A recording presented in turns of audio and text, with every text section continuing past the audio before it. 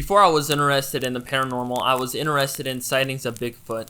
I grew up in the mountains of southern West Virginia, and it seemed like everyone had a Bigfoot story to share, even the people that seemed like they wouldn't believe in such a creature.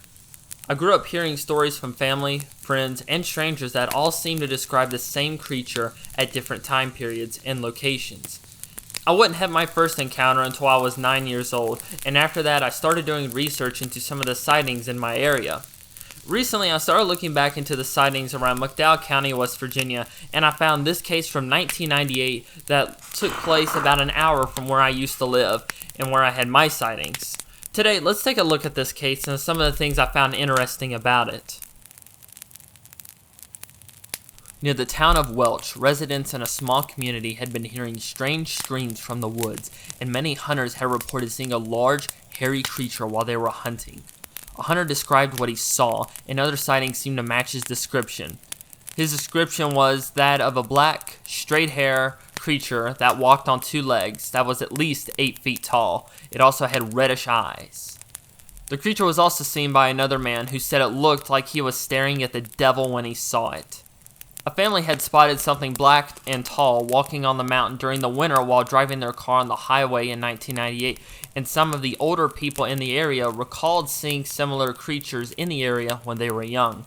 The person who submitted this sighting said that they believe there is a colony of these creatures living in the mountains close to their community, and the witnesses are trustworthy people. The person submitting the report says that most of the people who go to church weekly are hardworking, honest people, and it seems like almost everyone has had a run-in with this creature or creatures, even from their back porches. Now here's where this gets interesting though, because up until this point, people had just been getting glimpses of a tall, dark, hairy creature about 8 to 10 feet tall in the woods, and then also hearing whooping sounds, what sounds like someone being murdered, as in screams from the woods. But it takes a bit of a dark turn here. The person goes on to say that they heard on the news that a hunter was found dead in the woods a few hours away, and the police were unable to identify what killed the man due to the markings on his body, and some people had speculated that he was killed by a Bigfoot.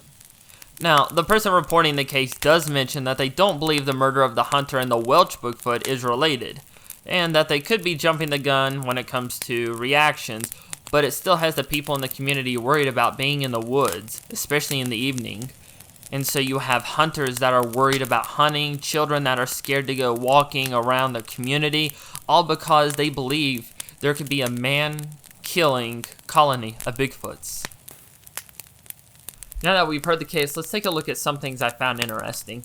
Growing up in the woods, you will hear a lot of sounds that sound like they came from some monster, but most of them are either bears, coyotes, foxes, or mountain lions. These people, especially hunters, they know what these animals sound like, so when they report strange sounds that even spook their animals, it tells me that they are indeed encountering something unknown. The red eyes is an interesting thing to note, and I wish the original witness would have mentioned whether or not they were shining a flashlight at the creature, because there is a difference between eyes reflecting certain colors when exposed to light and actual eye shine generated by a creature.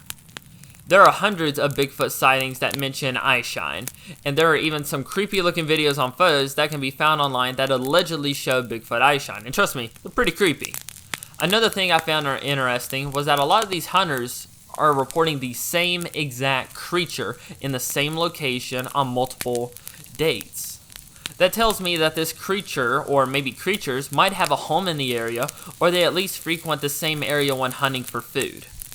There are sightings of similar creatures all over the state of West Virginia, and I think it's totally possible a small tribe of Bigfoots could be migrating around the state of West Virginia using the mountains and old roads to conceal themselves from heavily populated areas and humans.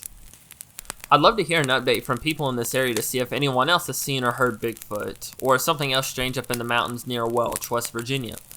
What do you think people were experiencing near Welch throughout the 1990s?